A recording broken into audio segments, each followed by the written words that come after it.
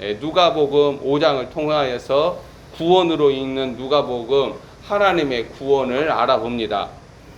예수 그리스도를 경험한 어부들은 모든 것을 버려두고 따릅니다. 하나님을 경험을 해야 변화된 생각과 행동과 삶이 나온다라는 거죠. 모든 것을 버려두고 그리스도를 따르는 일이 두 배가 거의 잠기게 되는 만선이라는 표적에 기인하지 않아요. 5장 10절을 봐보세요. 5장 10절에 두려워하지 말라라는 이 예수님의 음성에 주목해야 합니다. 예수께서 나에게, 지금 어부들에게, 특히 베드로에게 두려워하지 말라 이 음성을 발하셨다라는 것은 이 어부들이 나사렛 예수 그리스도 안에 감추어진 신성에 핍박당한 사실을 안고 있는 거예요. 우리는 살아계신 하나님을 경험하면, 거룩하신 하나님을 경험하면 우리에게서 일어나는 본능적인 모습이 뭐예요? 무서워하는 거예요. 5장 10절에서 예수께서 베드로를 향해서 무서워하지 말라라고 이렇게 말씀을 발하셨다라는 것은 베드로가 갈릴리발 방랑레언자 나사렛 예수 그리스도 안에 감추어진 하나님의 신성에 핍박당했다라는 거예요. 두려워하지 말라, 무서워하지 말라라는 이 음성은 이 현장에 있던 어부 요한이 사도로서 그리스도의 계시를 드러내는 요한계시록 1장에서 다시 언급이 돼요. 요한계시록 1장 봐보세요. 영광 가운데 나타나시는 하나님의 아들 그리스도의 신성에 핍박당하면 사람은 근본적으로 비로소 변화가 된다라는 거예요. 그 전에는 죽었다 깨어나도 변화되지 않아요. 이 자아가 969년을 살아도 절대 변화되지 않아요. 50년 목표를 하고 나가서 선교사로서 수많은 교회를 개척을 하고 수많은 제자들을 양성을 하더라도 이 자아는 변화되지 않아요. 그리스도의 신성이 계시하는 하나님 되심에 핍박당할 때에 아담의 실존을 가지고 있는 인간이 근본적으로 변화된다는 거예요. 그래서 베드로, 야고보, 요한은 생업과 배에 의지하는 삶이 아닌 예수 그리스도라는 생명의 이후 자신의 삶을 과감하게 되어 맡기는 거예요. 나를 따르라 할 때는 뭘 경험해야 하는 거예요? 그리스도의 신성을 경험을 해야 돼요. 그렇지 않고는 나를 따르라는 제자도 신앙이 일어나지 않아요. 예배당에 몰빵해가지고 거기에서 안락한 의자에 앉아가지고 예배 중심의 경건의 모양에 몰빵하지. 오직 살아계신 하나님을 경험한 자, 그 하나님의 거룩하심과 하나님의 신성에 핍박당한 자들이 기꺼이, 자, 배와 생업은 이들의 생명을 유지하는 장치이죠. 그런 걸 내려놓는다라는 거예요. 아브라함이 갈대아 우르에서 하란에서 어떻게 떠날 수가 있었어요? 자신을 부르신 예수 그리스도의 신성에 핍박당했기 때문에 기꺼이 떠나오는 거예요. 주님이 전주에서 떠나 어디로 나아가라 할 때 먹고 사는 것, 또 염려가 되는 모든 그러한 것들을 어떻게 과감하게 내려놓고 떠날 수 있어요? 그리스도의 신성에 핍박당해야 돼요. 신랑이신 그리스도를 만나야 돼요. 그래야 우리 안에 준비가 되어야 떠날 수가 있어요. 우리 안에 준비가 되어 있지 않는 자들은 떠나지 않아요. 종교적 시스템에서 떠나지 않아요. 이전에 자신의 방식으로 하나님을 섬김에서 떠나지 않아요. 이 어부들은 나사렛 예수 그리스도가 이전과 이후 자신의 삶을 나누는 분기점으로 이전의 삶을 견인하던 생명을 내어버리고, 그게 뭐예요? 여기에서 그들의 배들을 내어두고, 그리고 이후에는 새로운 생명인 그리스도로 살아가기 위하여서 어부들에게 열린 그 길을 걷기 시작했다라는 거예요. 예수 그리스도께서 요한복음에 내가 곧 그 길이다 계시하신 그 말씀이 바로 이러한 내용을 몰고 있는 거예요. 내가 곧 그 길이다라고 그 길을 발견하고 걷는 것은 하나님의 하나님 되심에 핍박당할 때에, 감추어진 그리스도의 비밀이 내 안에서 드러날 때에, 그리스도 안에 하나님의 생명이 나에게 빛으로 드러날 때에 이 일이 가능한 거예요. 다른 종교적인 어떠한 노력과 정성으로 일어나지 않아요. 모태신앙이라도 일어나지 않아요. 학습 세례 받아서 일어나지 않아요. 우리의 감성이 또 우리의 이성이 우리가 놀랄만한 기적과 표적을 보았다 하더라도 이런 일들이 일어나지 않아요. 오직 그리스도의 비밀이 내 안에 드러나고 그리스도의 생명이 내 안에 실체로 드러날 때에 나는 이전에 내가 의지하던 것들을 기꺼이 내려놓고 예수 그리스도라는 하나님의 생명으로 살아가기 시작한다는 거예요. 이걸 이 오메가 때에 준비하라라는 명령어예요. 이 누가복음 5장 1절에서 11절까지 구원은, 하나님의 구원이 뭐냐? 그리스도의 신성에 피폭당하는 사건으로 지금부터는 하나님의 생명, 하나님의 공급으로 살아가는 삶의 실제가 구원이다라는 거예요. 나 구원 받았다. 나에게 하나님의 생명이 있다. 그건 다른 게 아니에요. 그리스도가 자신을 나에게 드러내셨다라는 거예요. 갈라디아서 2장 16절대로. 다른 방식으로 하나님의 구원을 알 수가 없어요. 그러나 우리의 혼의 생명은, 이 종교심은, 이 경건의 모형은 하나님을 안다라고 말을 해요. 유대인들처럼. 내 안에 두려움도 이기지 못해요. 내 안에 불안과 근심조차 이기지 못해요. 내 안에 구습조차 끌어내지 못해요. 구원은 하나님을 경험하고 난 후 자신의 이름을 내걸고 살아가는 방식을 이어가지 않아요. 어부들은 모든 것을 버려두고 나사렛 예수 그리스도를 따름으로, 무슨 말이냐? 먼저 그 나라와 그 의를 구함으로 현실 세상에서 그들의 필요를 공급하시는 하나님을 믿기 시작하는 거예요. 그러니까 과감하게 내려놓고 그리스도를 따르는 거예요. 같이 굶고 같이 어려움을 당하더라도 나는 그리스도의 생명으로 이후의 삶을 살아간다. 나에게 드러난 그 길이라는 예수 그리스도의 생명으로 살아간다. 결단하고 따르는 거예요. 자, 12절부터 자 보세요. 나병 들린 사람의 전신을 깨끗하게 하시는 치유 사건에서 하나님의 구원을 경험한 자에게 경고하시는 예수 그리스도의 지시어에 주목해야 합니다. 13절 봐보세요. 예수님께서 내가 원하노니 깨끗함을 받으라 하니까 나병이 곧 떠났죠. 14절 아주 중요해요. 예수께서 그를 경고하시되 아무에게도 이르지 말라. 예수님께서 하나님의 구원을 경험한 자에게 지시어를 바라고 있다라는 거예요. 경고하고 명령하십니다. 근데 15절 봐보세요. 예수의 소문이 더욱 퍼진대요. 그래서 수많은 병자들이 쇄도를 하지만 16절 봐보세요. 예수님은 물러가서 그들을 떠나서 광야로 나아가 기도하십니다. 병행 본문인 마가복음 1장 40절에서부터 45절을 읽으면 이 하나님의 구원을 경험한 자는 구원자 그리스도의 엄중한 경고를 완전히 무시를 해요.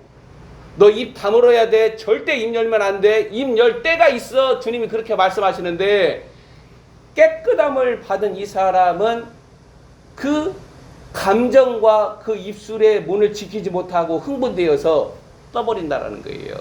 이 오메가 때 진짜 중요해요.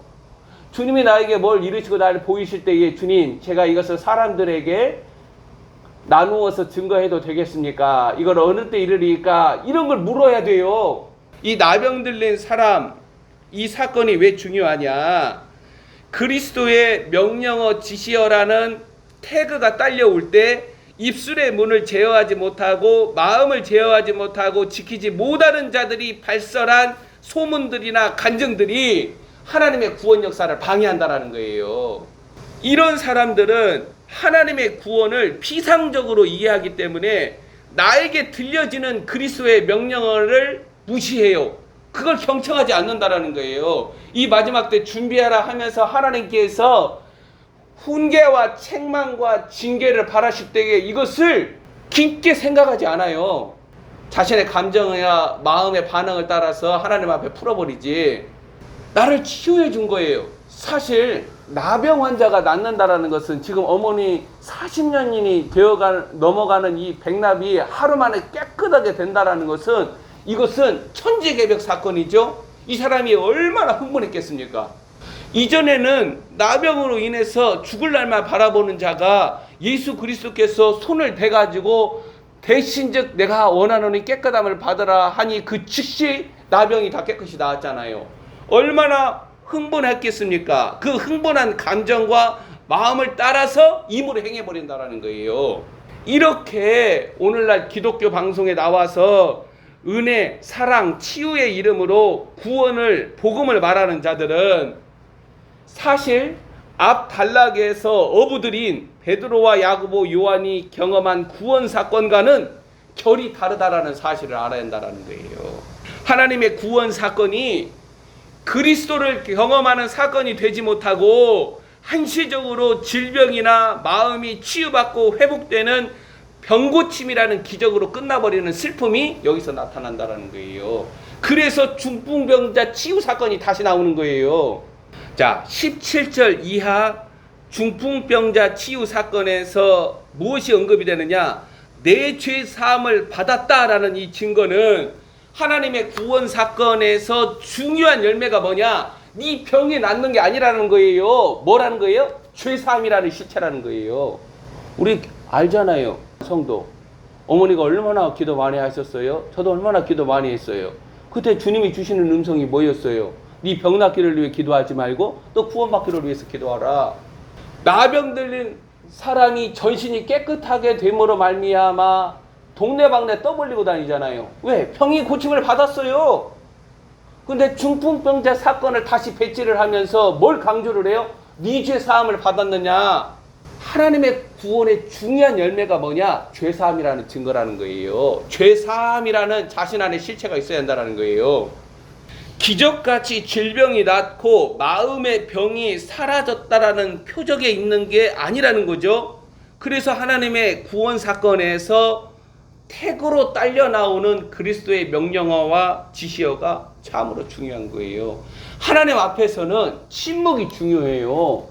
우리가 이 패역한 세대 사람들과 함께 사역을 했던 에스겔이란 예언자를 보면 하나님이 그의 혀를 묶어버리잖아요. 하나님과 함께 있을 때는 혀를 풀어주고 패역한 사람들과 있을 때에는 혀를 하나님이 묶어버리잖아요. 무슨 소리예요? 하나님 앞에서 입술의 문을 지키는 거하고 말을 하고 말을 하지 않고 때와 이 모든 것들에 관하여 하나님께서 혹시 나에게 말씀하신다면 그 하나님의 지시어에 순종하는 일이 참으로 중요하다는 거예요. 구원은 내가 받아서 내가 감격하다 그게 중요한 게 아니라 하나님의 구원 사건은 하나님의 영원하신 목적과 계획과 뜻이 이루어지는 것이 중요하다는 거예요. 자, 앞단락 10절 11절 한번 봐보세요. 베드로는 하나님을 경험하는 피폭 사건에서 합당하게 11절로 그리스도 명령어에 반응을 하죠. 이제 너 사람을 취할 것이다. 그러니까 베드로는 그 그리스도의 지시어에 합당하게 11절에 다 내려놓고 떠나지만 동일하게 하나님을 경험하는 나병 들린 자는 그리스도의 명령어에 합당하게 순종하지 않는다라는 거예요. 17절 말씀 한번 봐보세요. 하반절에 병을 고치는 주의 능력이 예수와 함께하더라. 이 하나님의 능력이 예수와 함께함으로 모든 질병이 낫는 거예요. 모든 악한 영에 사로잡힌 자들이 자유와 해방을 경험하는 거죠. 중풍병자 치유 사건은 단순하게 중풍병을 고치는 일을 구원이라고 말하지 않고 내 죄 사함을 받았다라는 증거를 5장 20절에서 밝힘으로 하나님의 구원을 바르게 이해하게 한다는 거예요. 병 낫는 것 그리고 기적까지 어떠한 하나님의 이적을 경험한 것 그게 하나님의 구원이 아니라 네 안에 죄 사함이라는 실체가 있느냐 그게 중요하다는 거예요. 23절 한번 읽어봅시다. 시작. 내 죄 사함을 받았느니라 하는 말과 일어나 걸어가라 하는 말이 어느 것이 쉽겠느냐. 23절에서 예수께서는 죄 사함과 질병 치유를 구분해서 언급을 합니다. 내 죄 사함 이거하고 일어나 걸어가라 이것은 치유된 거잖아요. 중풍병자가 죄 사함과 질병 치유를 구분해서 언급을 한다라는 거예요. 질병 치유는 17절 하반절에 나타난 대로 어떠한 병이라도 고치시는 하나님의 능력이 예수님과 함께 하기 때문에 기적과 표적으로 나타나게 됩니다. 그러나 사제됐건 죄 사함을 받은 증거는 누구로부터 나온다? 그리스도로부터 나오는 거예요. 24절 말씀 한번 읽어봅시다. 시작. 그러나 인자가 땅에서 죄를 사하는 권세가 있는 줄을 너희로 알게 하리라. 이 죄 사함의 사죄 대권을 예수님께서 친히 드러내시잖아요. 하나님의 구원 사건은 죄 사함이라는 증거가 자신 안에서 확인되어야 하고, 그것은 믿음이라는 이음새를 물고 나타납니다. 자, 20절 한번 말씀 읽어봅시다. 시작. 예수께서 그들의 믿음을 보시고 이르시되 이 사람아 내 죄 사함을 받았느니라 하시니, 1318 아동세대가 내 죄 사하시는 예수 그리스도를 믿고 나아가면 하나님은 죄 사하신다라는 거예요. 근데 그 그리스도가 내 죄를 사하시고 내가 어떠한 질병에 거쳐 있든 어떠한 마음의 병에 고통당하든 나를 구원하시는 하나님이라는 사실을 믿지 않으니까, 돌려 말하면 그 안에 죄사함이라는 하나님의 증거가 있지 않으니까 오늘날 전부 다 무신론의 영토로 나가는 거예요. 아무리 예배당에 앉아 있어도 성경책을 끼고 다녀도 죽임당하신 하나님의 어린 양을 찬양하며 경배하지 못하는 거예요. 본문 21절 봐보세요. 서기관과 바리새인들이 신성모독 프레임으로 죄사함을 바라시는 예수님을 공격하는 모습은 하나님의 구원 사건이 단순히 질병 치유에 있지 않다라는 사실을 알려주는 겁니다. 하나님의 구원은 그리스도를 경험한 어부들, 베드로가 보인 반응이나 5장 25절 봐보세요. 그 사람이, 이 중풍병자 들린 사람이 그들 앞에서 곧 일어나 그 누웠던 것을 가지고 질병 치유죠? 어떤 반응이 나와요? 하나님께 영광을 돌리며, 25절 보세요. 모든 사람이 놀라 하나님께 영광을 돌리며 심히 두려워하여 그리스도의 신성에 피폭당한다라는 거예요. 하나님의 구원 사건을 경험한 사람은 그리스도의 신성에 피폭당하기 때문에 하나님께 영광을 돌리고 하나님을 두려워하고 무서워하는 거예요. 이걸 통해서 그가 구원받았다라는 것이 확인된다라는 거예요. 그래서 나병 들린 사람이 전신이 깨끗하게 된 이 기이한 사건으로 하나님의 구원을 말하지 않는 거예요. 이건 뭐예요? 질병 치유예요. 낫지 못하고 고치지 못하고 하나님만이 고칠 수 있는 질병이 치유됐다라는 거예요. 이 나병 들린 사람이 깨끗하게 되죠. 이 사람에게서 그리스도의 명령어에 복종하는 모습이 전혀 나타나지 않는다라는 거예요. 오늘 나에게 예수 그리스도께서 나에게 지시어를 바라시고 명령어를 바라셨을 때에 내가 온전하게 순종하고 즉각 순종한다면 그는 구원받은 자예요. 지금은 주님이 아무리 명령어를 바라시고 지시어를 바라시더라도 순종하지 않는다라는 거예요. 그러면서 뭘 합니까? 유대인들처럼 저건 옳다, 저건 틀리다. 그리고 예루살렘 성전에 모여가지고 예배드리고 제사드리고 찬양하고 절기마다 축제마다 나아가서 함께 모여서 하나님을 예배하고 하나님께 영광 돌린다라고 말을 하고, 구원 사건 경험에는 하나님의 해시태그가 있습니다. 그리스도의 명령어에 순종하지 못하는 혼이나 자아 중심의 신앙은 이거 굉장히 종교적이에요. 굉장히 경건하다라는 거예요. 가인이 얼마나 경건해요. 그러한 신앙은 오히려 하나님의 구원을 왜곡하고 잘못 이해한다라는 거예요. 오늘날 한국 사회에 유통되는 기독교 지상교회가 은혜라는 이름으로 발설한 하나님의 구원이 죄사함이라는 그리스도의 증거가 없이도 자신 안에 예수 그리스도께서 죄사함을 받은 자 안에 뭘 하시는 거예요? 인을 치는 거예요. 자신 안에 그리스도의 생명이라는 인을 쳐요. 그 실체가 없어도 하나님의 은혜라는 이름으로 하나님의 구원이 얼마나 뒤틀려 있고 왜곡되었는가 5장에 나타나는 세 가지 사건들로 그 진실을 말하고 있다는 거예요. 그리스도의 제자라는 증거 없어도 성부, 성자, 성령의 이름으로 세례를 주고, 그리스도의 비밀, 믿음의 비밀이 없어도 직분의 영광을 기꺼이 수여하는 지상교회 목사들, 장로들의 죄악이 과거 사마리아 예루살렘이라는 종교 본산지에서 권위를 행사하던 제사장들, 예언자들의 용서하지 못할 죄악, 이 죄악이 뭘 끌어오는 거예요? 민족과 나라와 성전 파괴와 멸망을 견인하는 죄악을 끌고 온다라는 거예요. 정리합시다. 우리는 이 누가복음 5장에서 하나님의 구원을 바르게 이해해야 합니다. 죄사함이라는 그리스도의 증거가 없는 구원은 일어날 수도 없고 확신으로 주장할 수도 없어요. 그리스도를 경험한 베드로를 향하여서 그리스도가 친히 바라시는 무서워하지 말라라는 이 증거 없는 표적과 역사들은 하나님의 구원으로 우리를 바르게 이끌지 못한다라는 거예요. 그것이 유사 구원이에요. 짝퉁 구원이에요. 거기에 몰려 들어가서는 안 돼요. 오히려 울어야죠. 그 자리에서 오히려 물어야죠. 주님, 제가 죄사함을 받았나이까. 하나님의 구원은 내 안에 그리스도가 친히 증거하시는 거예요. 너는 나의 백성이다. 말씀 잘 보세요. 하나님이 자기 백성을 아세요. 예수라는 이름은 하나님께서 자기 백성을 죄 가운데에서 구원할 자로 보내신 하나님의 아들이잖아요. 죄사함이 내 안에서 일어나지 않았다라는 증거는 그리스도가 내 안에 들어오지 않으셨다라는 거예요. 혼, 자아가 낳은 종교심, 종교적 수건, 경건의 모양에서 하나님의 능력은 함께하지 않아요. 저 17절 봐보세요. 병을 고치는 주의 능력이 예수와 함께하더라.